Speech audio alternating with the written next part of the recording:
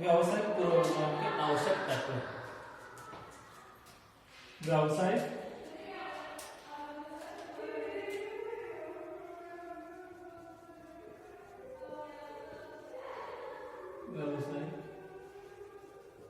पूर्वानुमान के आवश्यक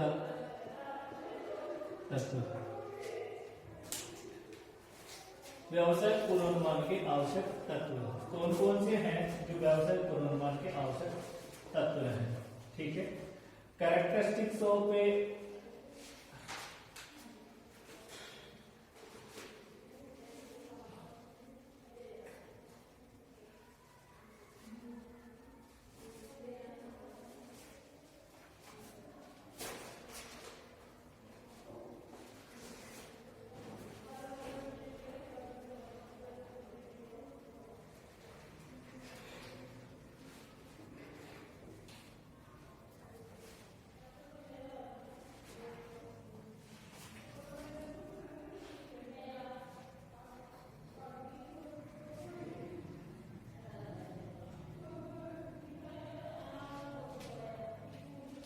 essential of A business forecasting. पहला है आर्थिक सिद्धांतों का ज्ञान। आर्थिक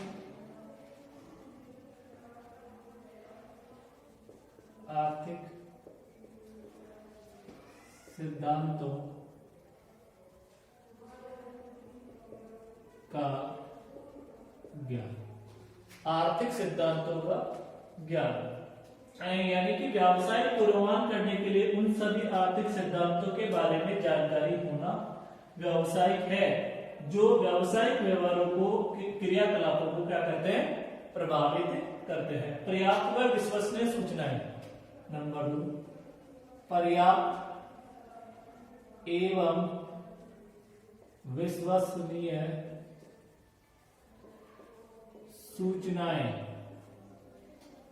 पर्याप्त एवं विश्वसनीय सूचनाएं पूर्वानुमानों की शुद्धता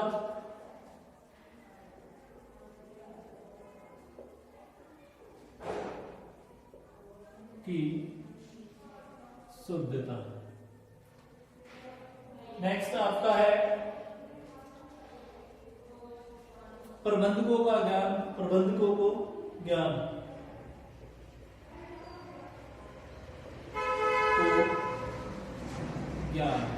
नेक्स्ट पूर्वानुमान की अवधि।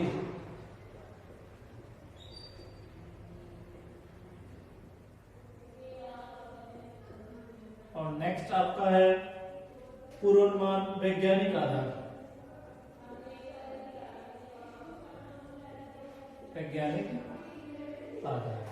तो ये आपके क्या हो गए? व्यावसायिक पूर्वानुमान के आवश्यक तत्व हैं कि जब आप एक व्यावसायिक पूर्वानुमान कर रहे हैं तो उनमें कौन कौन से तत्व शामिल होने चाहिए? आर्थिक सिद्धांतों का ज्ञान होना चाहिए, पर्याप्त और विश्वसनीय सूचनाएं होनी चाहिए, पूर्वानुमानों की शुद्धता होनी चाहिए, प्रबंधकों को ज्ञान होना चाहिए, पूर्वानुमान की अवधि और वैज्ञानिक आधार होना चाहिए। अब देखिए आगे हम बात करते हैं व्यावसायिक पूर्वानुमान के प्रकार।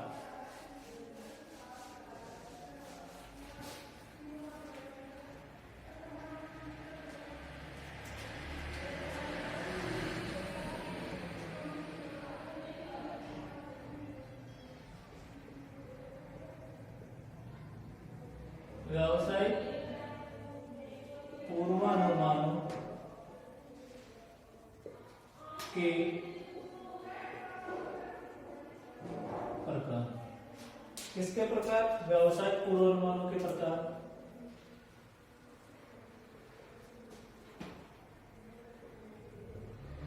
उद्देश्य अनुसार और एक आपका कौन सा है? समयानुसार। समयानुसार तो उद्देश्य अनुसार है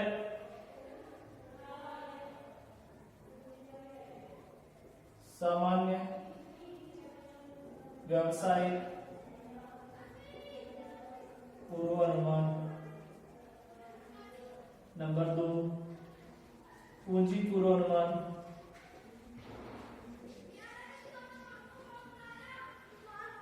पूंजी पूर्वानुमान, विक्रय या मांग पूर्वानुमान,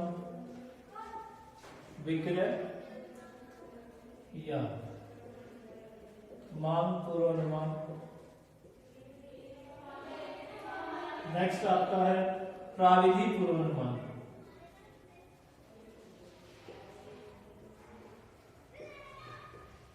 प्राविधि पूर्वानुमान और समय अनुसार दीर्घकालीन, मध्यकालीन और अल्पकालीन। ये देखिए यहां पर दीर्घकालीन,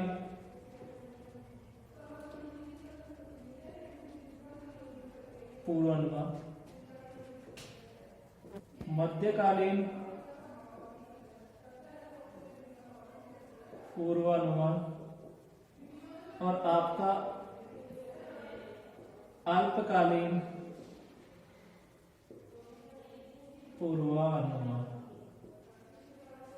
तो जो समय अनुसार वर्गीकरण को 3 भागों में बांटा गया और उद्देश्य अनुसार वर्गीकरण को 4 भागों में बांटा गया। तो व्यावसायिक पूर्वानुमान के प्रकार देखिए, सामान्य व्यावसायिक पूर्वानुमान है जिसमें भावी क्रियाकलाप और परिस्थितियों के बारे में क्या की जाती है।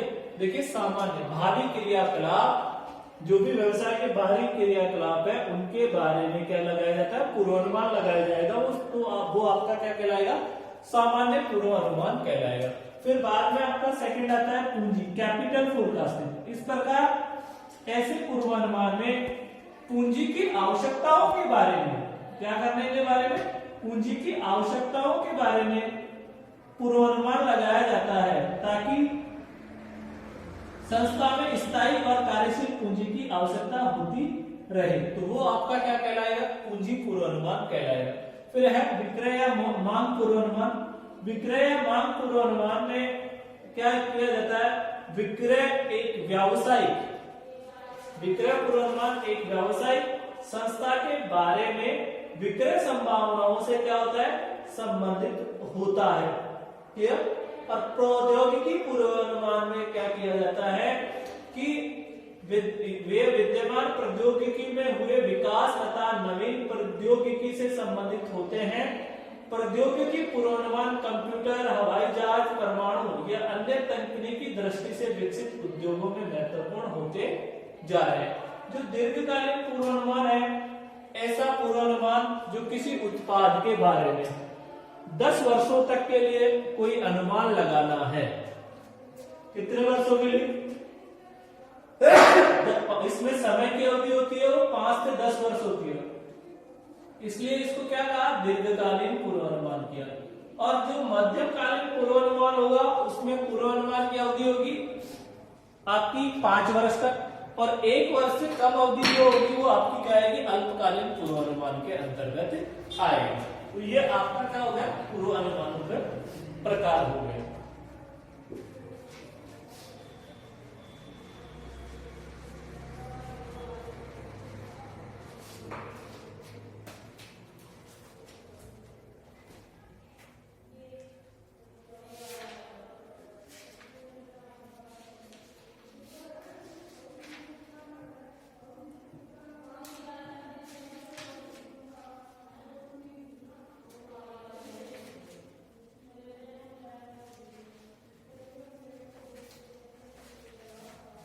अब हम बात करते हैं व्यवसायिक पूर्वानुमान की विधियां या तकनीकें।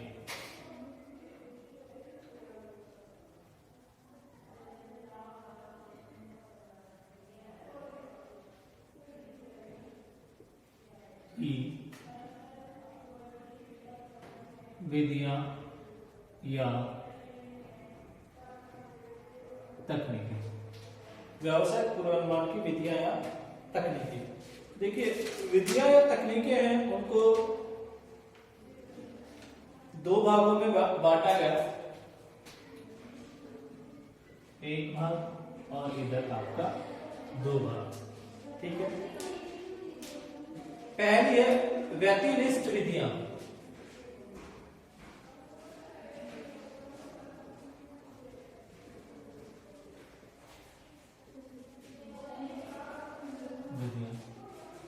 और व्यतिनिष्ठ विधियां और वैज्ञानिक सांख्यिकीय विधियां।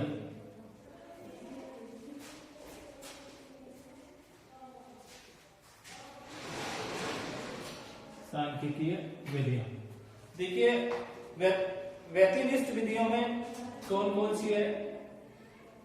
ऐतिहासिक, प्रतिरूप, ऐतिहासिक, अनुरूपता विधि,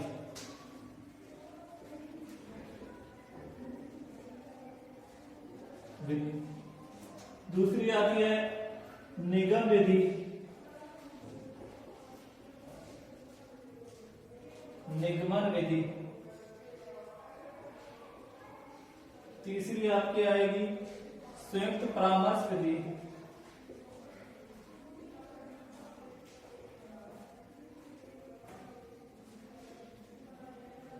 तीसरी आपकी आएगी मत संग्रहण विधि,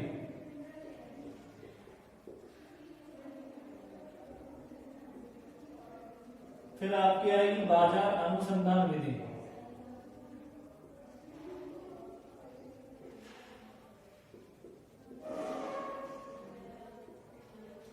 उधर सांख्यिकी विधियों में आएगी व्यावसायिक सूचकांक,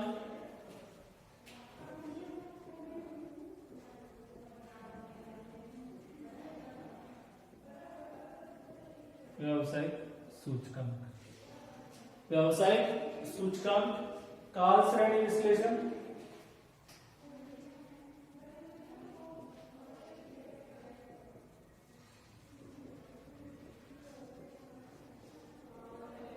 काल श्रेणी विश्लेषण,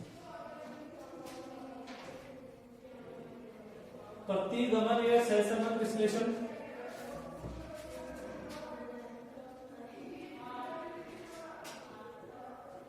प्रतिगमन एवं सहसंबंध विश्लेषण, और फिर आपकी आती है गणितीय प्रक्षेपण,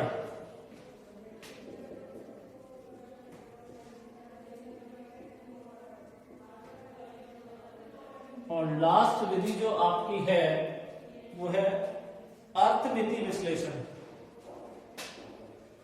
अर्थमिति विश्लेषण विधि। ये आपकी व्यावसायिक पूर्वानुमान की क्या होगी? विधियां होगी अर्थमिति विश्लेषण।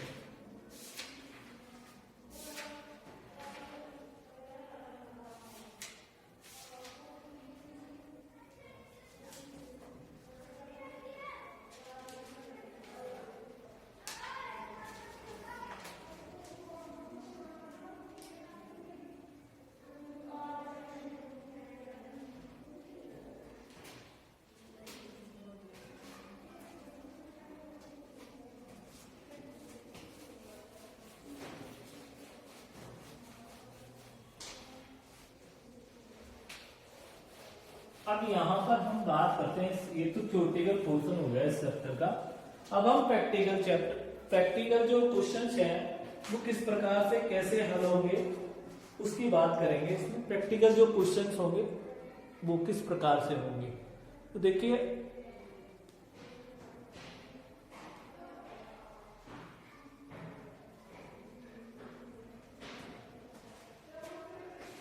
प्रैक्टिकल जो क्वेश्चंस हैं, सबसे पहले बात करते हैं न्यूनतम वर्ग की।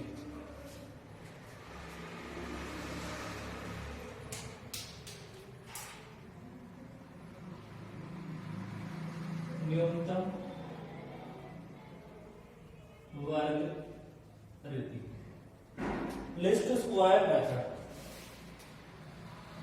List square method.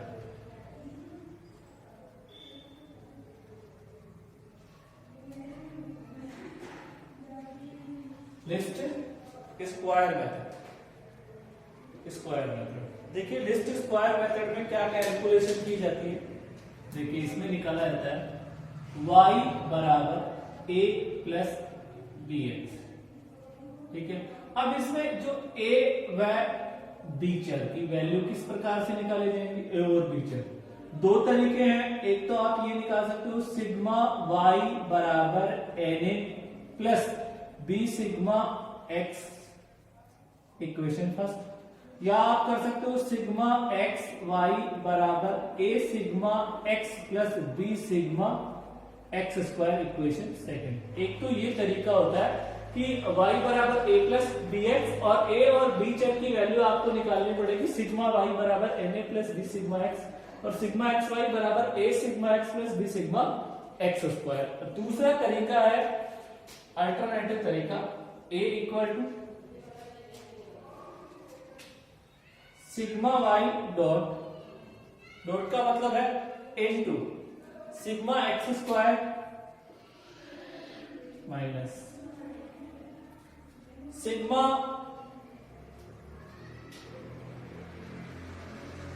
Sigma x Y into sigma X. देखिए किस प्रकार से क्या होगा, sigma Y into sigma x square minus sigma x Y into sigma x.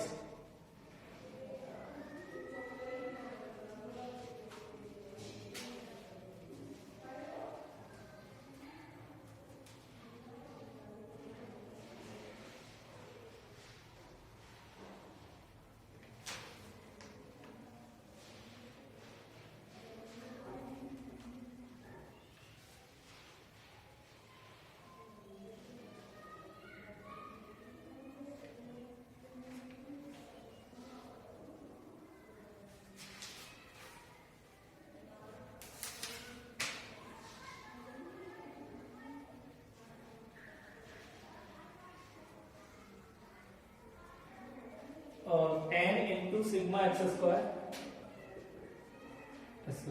Minus minus sigma x का होल स्क्वायर।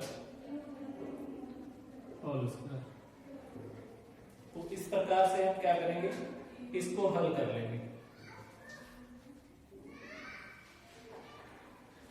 और b की वैल्यू जो निकालेंगे उसका फॉर्मूला होगा sigma x into sigma y square minus sigma x Y into sigma Y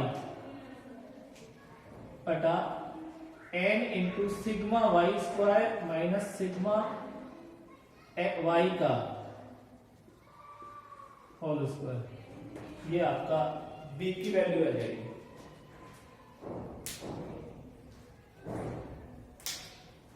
n into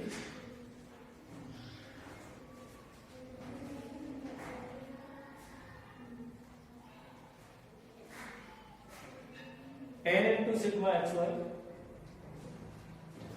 इसको तरीके से ना लेके इस तरीके से भी ले सकते हैं।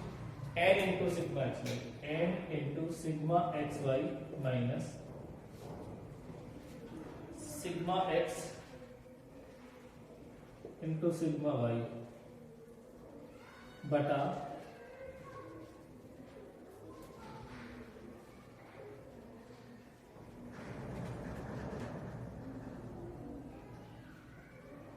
n into sigma x square minus sigma n into sigma x square minus sigma x का होल स्क्वायर। तो ये देखिए a लिस्ट स्क्वायर मेथड से अगर किसी प्रश्न को हल करना है तो y बराबर a plus b x, a या b चर कैसे निकालेंगे, सिग्मा y बराबर n a plus B sigma x y equal to a sigma x plus B sigma x square. और a चर कैसे रहेगा, sigma y into sigma x square minus sigma x y minus into sigma x और n into sigma x square minus sigma x का whole square. इधर देखिए n sigma x Y sigma x sigma Y, ठीक है, और आपका n into sigma x square minus sigma x का whole square.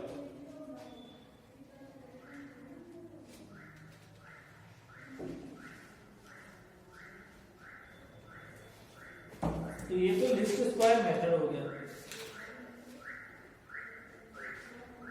अब बात करते हैं प्रतिगमन विधि।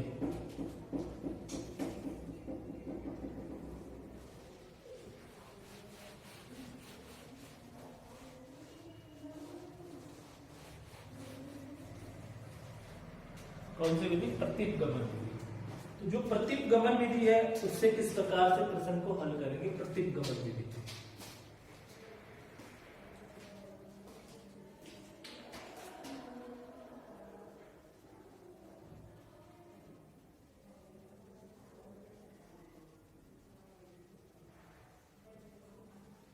प्रतिगमन विधि।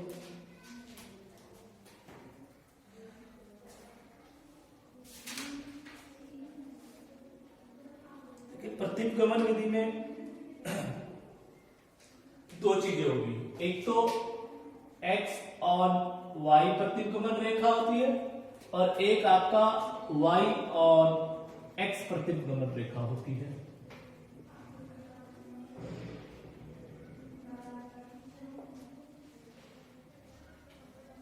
देखिए आपको मैं बता रहा हूं प्रतिगमन विधि में दो रेखाएं होगी, एक x और y, y और x। जो x और y होती है उस पर x y की वैल्यू दी हुई होती है, तो x की वैल्यू हमें डिटरमाइन करनी पड़ती है। y और x में x की वैल्यू आपको दी हुई होगी और y की वैल्यू आपको डिटरमाइन करनी होगी। तो देखिए इसका एक तो तरीका है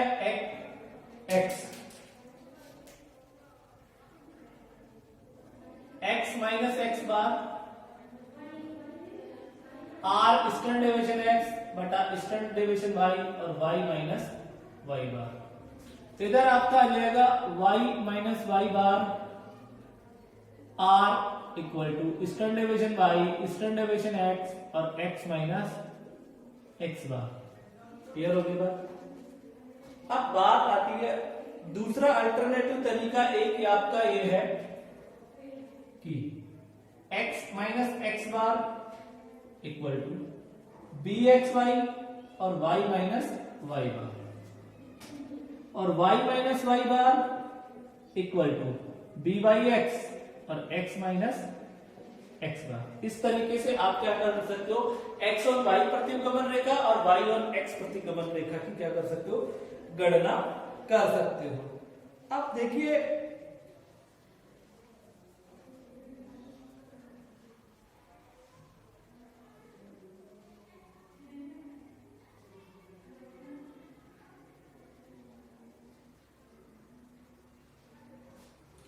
अब इसमें एक होता है bxy निकालने का, bxy equal to sigma dx dy बटा सिग्मा d स्क्वायर y। तो इधर आ जाएगा byx equal to sigma dx dy बटा सिग्मा d स्क्वायर x। ठीक है, आप यहां ऐसे लिख सकते हो bxy equal to r standard deviation x standard deviation y और इधर byx equal to r standard deviation y standard deviation x।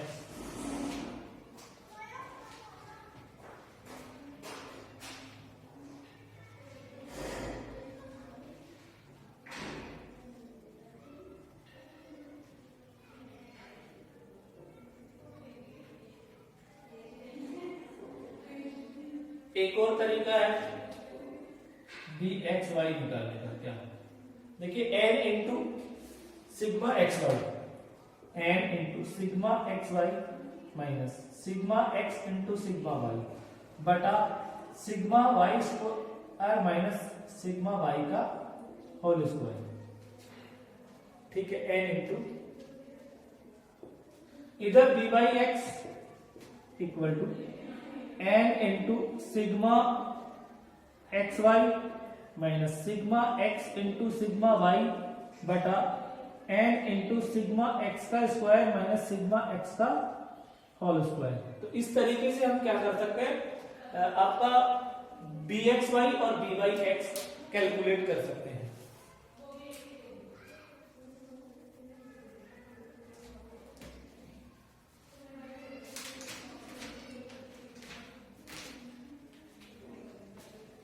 तो ये आपकी कौन सी विधि आ गई, प्रतिगमन विधि।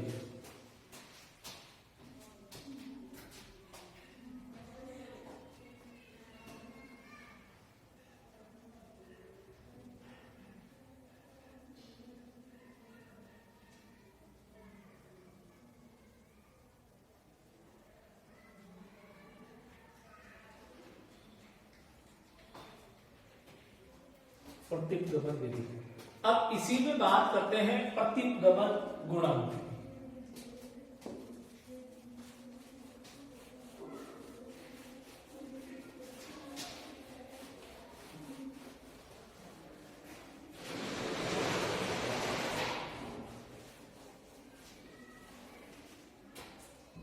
देखिए इसमें पूछा जाए प्रतिगमन गुणांक, तो गुणांक का मतलब आपका होगा कि bxy आपको निकालना पड़ेगा और इधर आपको by(x) निकालना पड़ेगा। यही दोनों गुणांक है। अब bxy मैंने दो तरीके बताए, तीन तरीके बता दिए। क्या? देखिए r दे रखा है, स्टैंडर्ड डेविएशन x दे रखा है, स्टैंडर्ड डेविएशन y दे रखा है, तो ये कैसे आ सकता है? इधर आपका r स्टैंडर्ड डेविएशन y और स्टैंडर्ड डेविएशन x की तरीके से आ सकता है।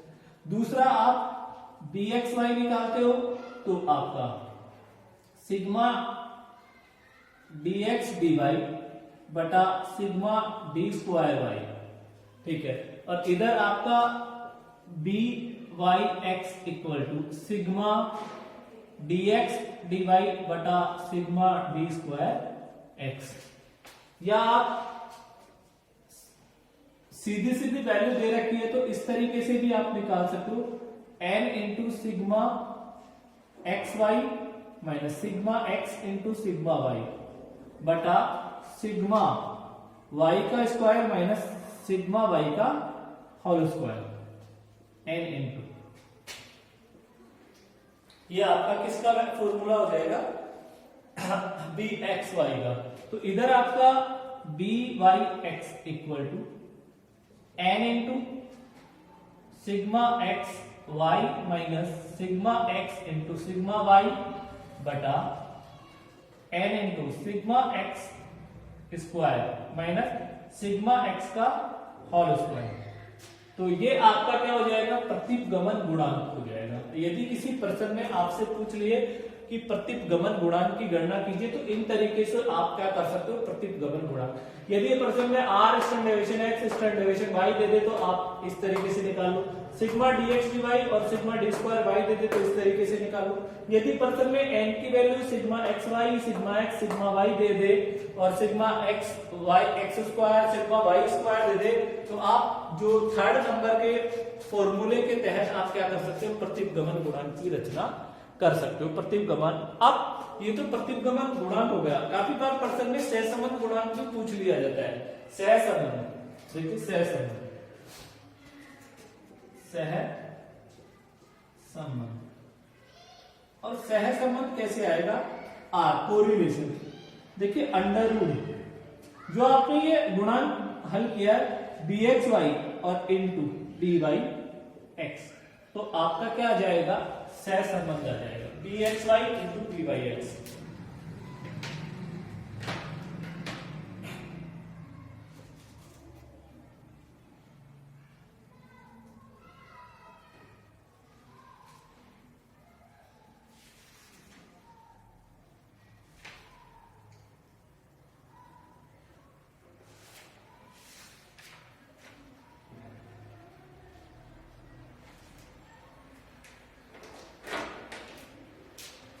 ठीक है,